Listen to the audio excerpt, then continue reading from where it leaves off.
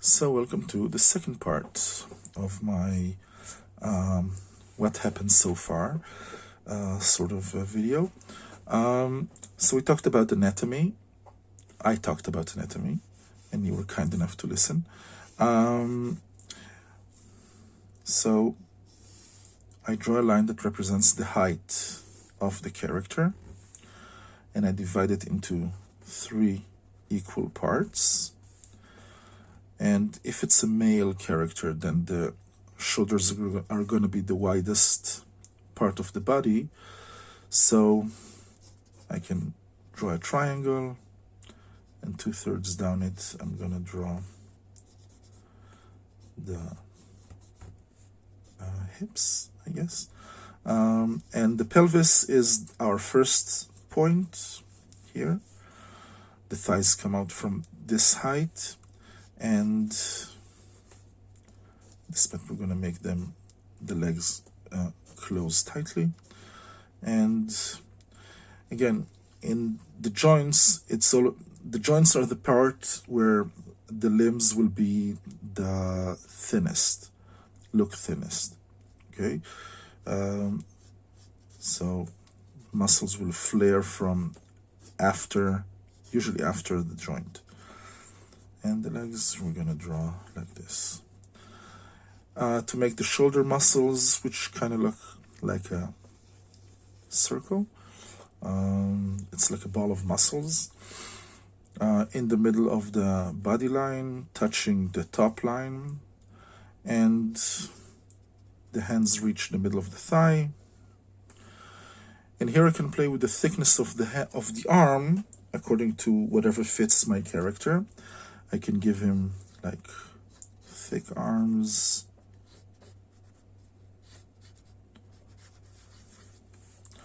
I can give him thin arms.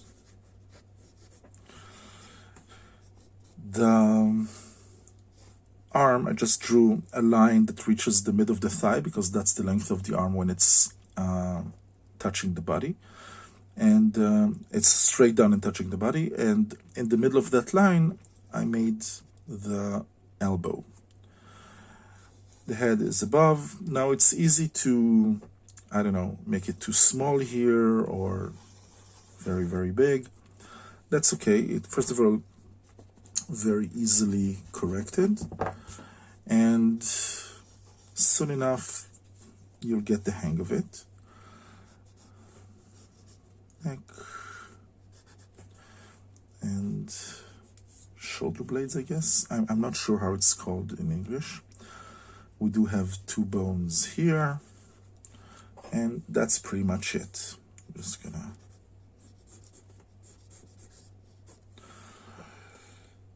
we didn't talk about muscle structure yet, but the shoulders start as something like this eventually. And the upper chest muscles are connected to the shoulder. And from underneath them is the lower chest. If anyone has ever lifted weights, then they surely know the difference. And the abs will start immediately under the rib cage.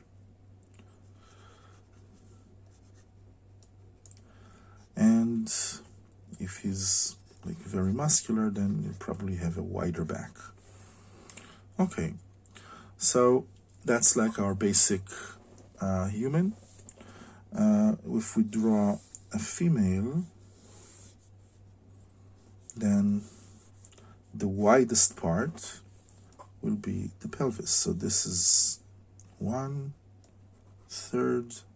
and 1/3. So again, this is the torso and belly, this is the pelvis, these are the knees, and these are the start of the feet. So I'm gonna draw the shoulders not as wide. This time I'm gonna start the hips from the middle of this line and make sure they're a bit wider than the top. And then just the same as before.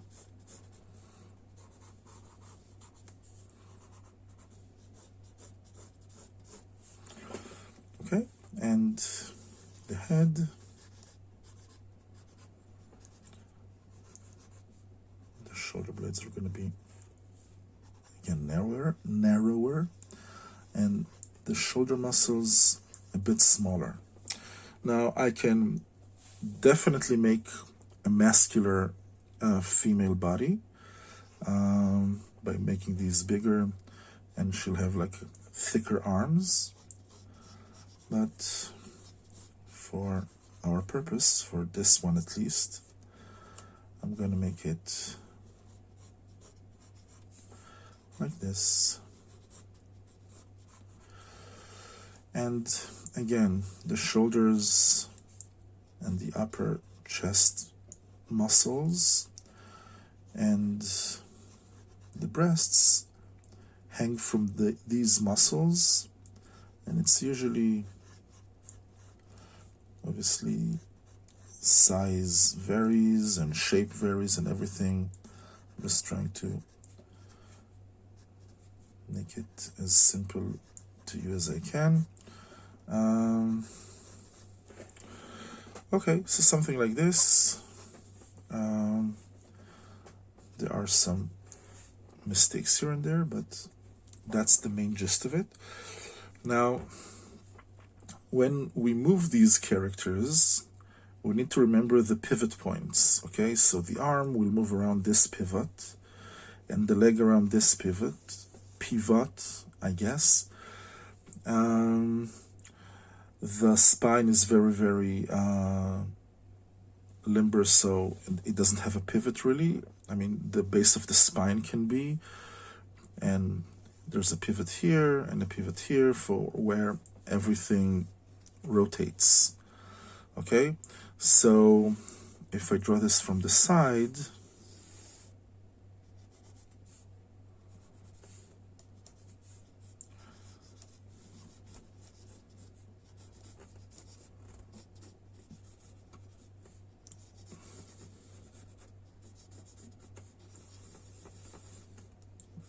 sides here.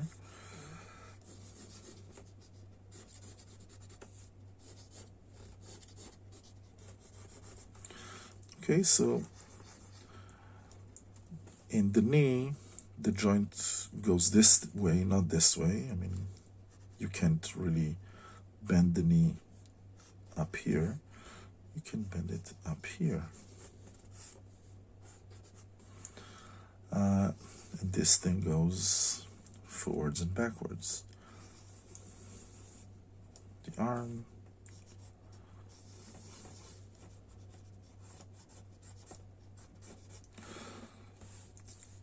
So whatever the rotation is, it's always around this pivot, okay? And there's a pivot here.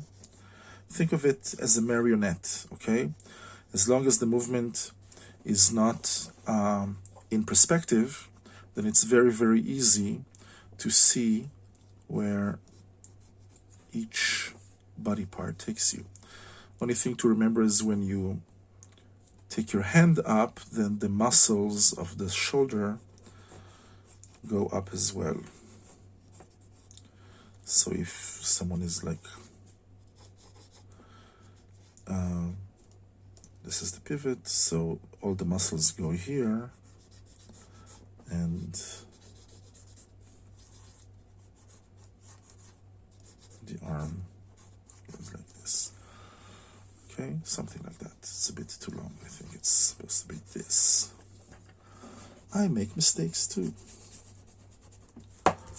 All the time. And that's okay.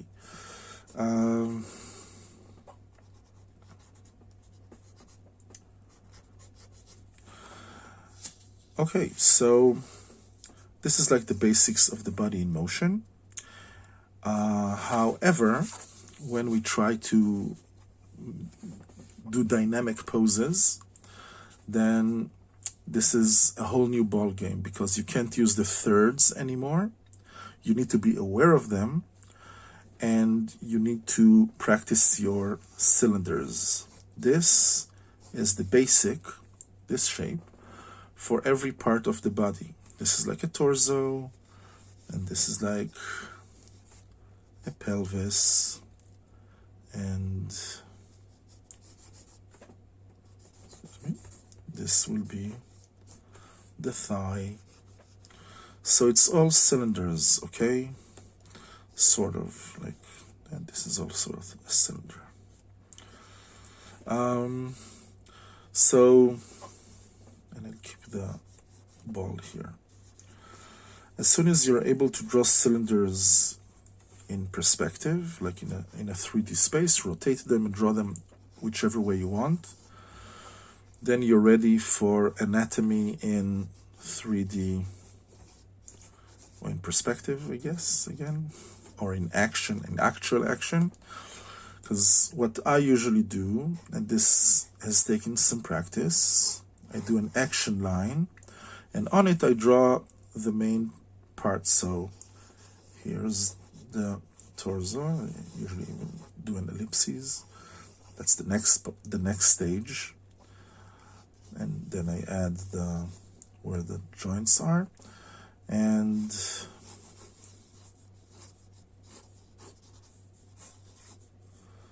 something like this. How do I know how long each and every part is? Some practice, that's all. And because this leg is up, then to balance it, this is like an animator's, it's not really a secret piece of information, then the arm that's on the other side of the body will be up to balance us. This one will be towards the back.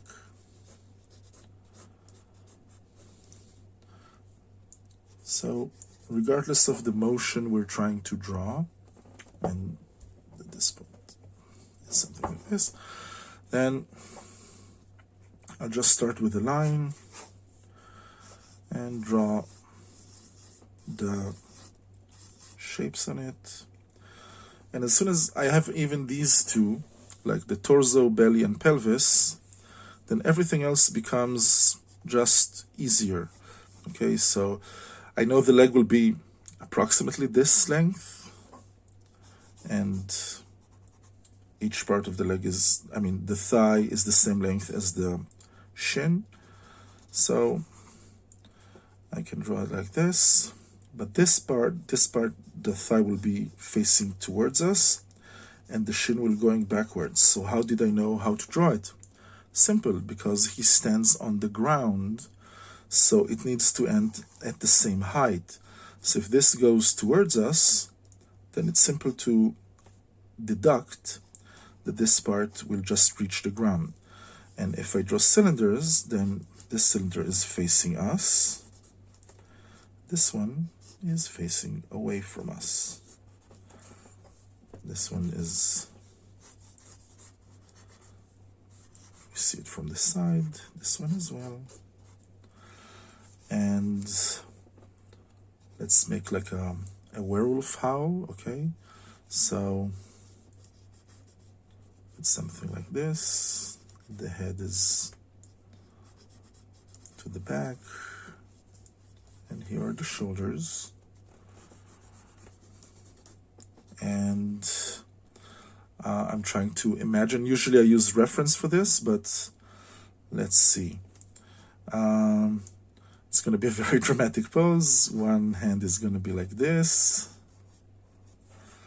and the other, like animalistically, is going to be like this.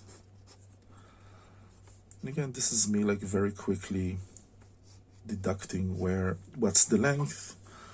So shoulder, muscle, cylinders and cylinders all over the place. Always cylinders, trust me. Never ends. Just practice your cylinders. We didn't talk about hands because drawing hands sucks. Ask anyone. But I do have some tips perhaps. So yeah, here's our sort of werewolf, I guess. Oh, excuse me.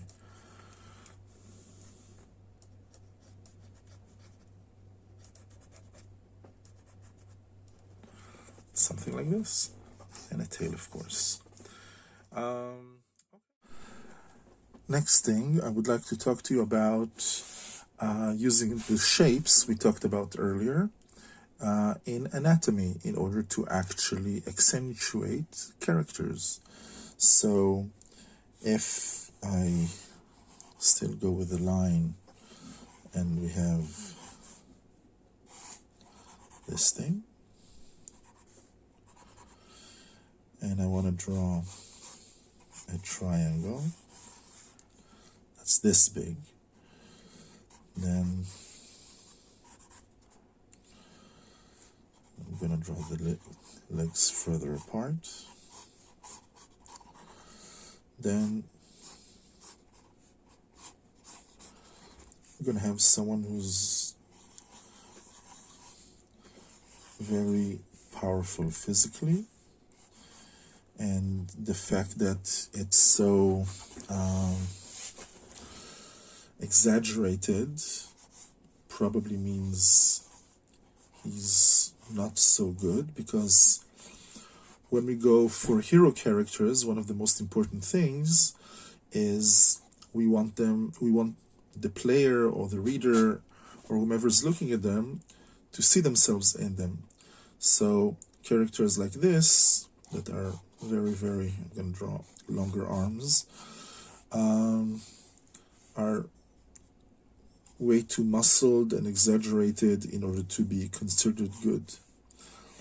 Now I can hear some of you saying, what about the Incredible Hulk? The Incredible Hulk is a good guy.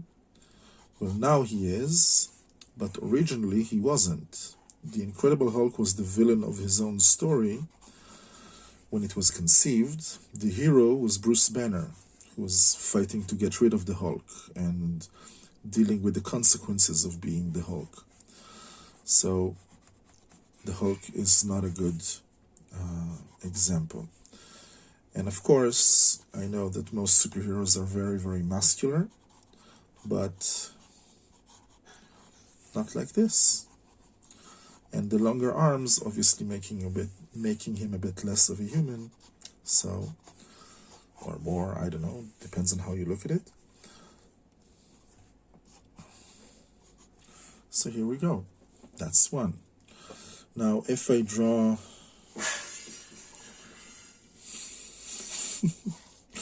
there was just some noise from the kitchen. I apologize. So if I draw this, but this time I'm going to use the rectangular shape. Okay. Then this is like the quintessential dad bod. Someone who's solid and you can count on him, and it can still be like a hero, kind of like the Thing from the Fantastic Four maybe, but yeah, the main thing about, if you look at these two body types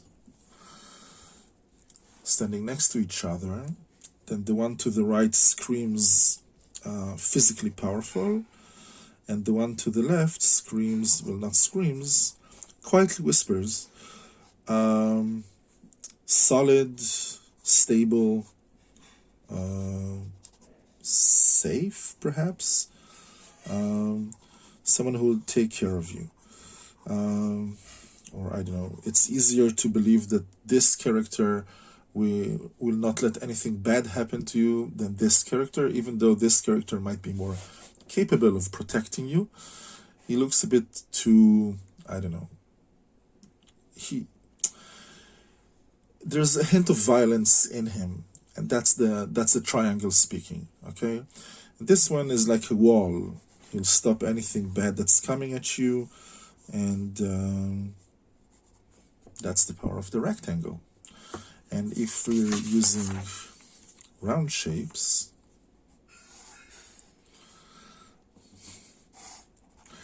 then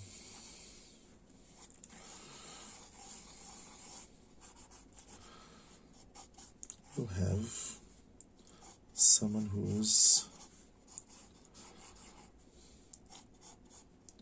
possibly overweight. If we accentuate because it's too triangular now. So the further the belly gets from the, let's see, if this is the body and it has no fat, let's say here are the abs, then that's just the way it is. But the more fat you have on your belly, the further it hangs lower, just like, I don't know, a plastic bag or something. And it hides the top of the thighs and the stuff that goes in the middle, perhaps, depending on how big we get. And if I draw the head smaller, it'll make the body look even bigger. But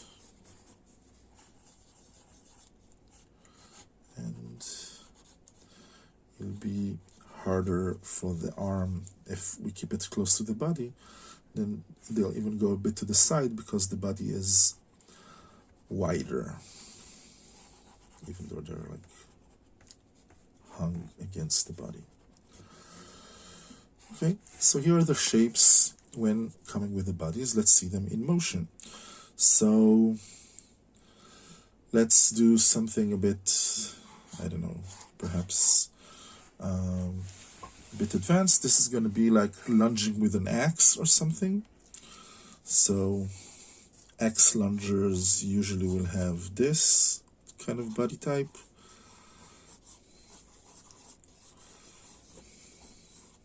I'm going to stick to the cylinders. They are my friends.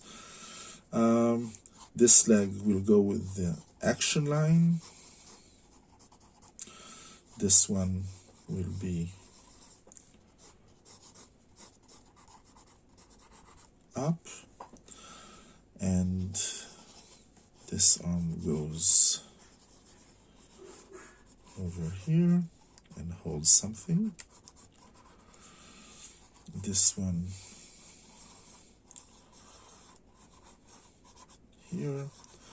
How do I know how the pose looks? Because I looked at something similar beforehand, okay? And I remember the pose because it was very dynamic and cool. And all I need to add here is the weapon of choice. And actually, I wish I could draw it even. Let's make it a spear, okay? We're jumping with a spear. So, yeah.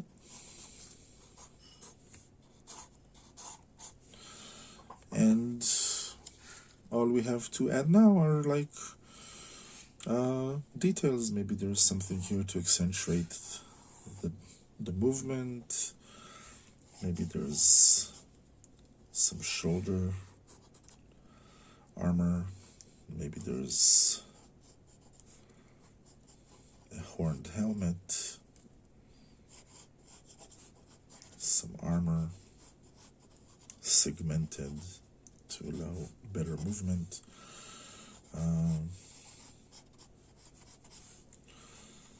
So, yeah, and again, we're getting into custom design and stuff like that, so please, this is like a bit of extra stuff, but, you know, just for funsies,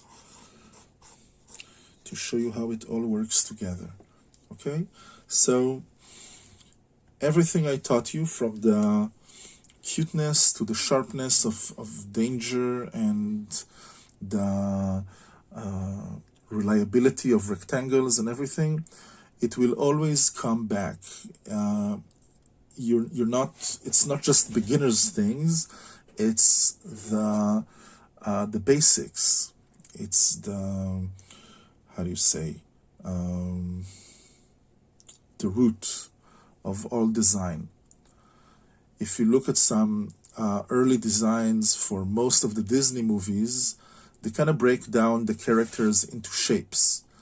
which makes them very, very recognizable, and it's very, very important. So, you know, stay with the shapes, start with the shapes. You can draw the lines first, and everything that helps you. I don't care how many lines you draw and how many mistakes you draw all over, it doesn't matter. The only thing people care about, and you should too, is the final result. And if the line helps you, and if you're using reference that helps you get faster to the end result you want, that's the correct way to do it. Okay? Never feel ashamed or bad for using reference. I'm just saying it because I used to feel ashamed for using reference, and that held me back for a very, very long time. Okay, so and here you are all caught up. Hopefully this video has been, these two last videos have been useful to you. Again, I highly recommend going back and watching the first videos for some more explaining and demonstrations. And now I want to do something that might prove very, very unpopular, but I think it might help. I want to give you some homework. Obviously, they are not mandatory by any way, shape, or form, but I would encourage you to take some, find some pictures online or in a magazine, maybe a model or from sport magazine for more dynamic poses, and I want you to put a clean sheet of paper above it, and I want you to trace the figure from below using the cylinders and the line, the action line and standing line, the divide into three if the figure is like standing in front of you like most models would, and try and not emulate, try to use the techniques I've shown you on an actual photograph, an actual figure, and see how it works for you, and try to be very specific with the angle of the cylinders and the lines. It might take you a few tries, but I can promise you that if you do this, you'll get better. And if I don't lose too many subscribers over this, and even if I do, I'm gonna like throw out some homework advice for you to try at home and get better, and hopefully you do. And if you don't worry, I'll be here next time to keep up where we left.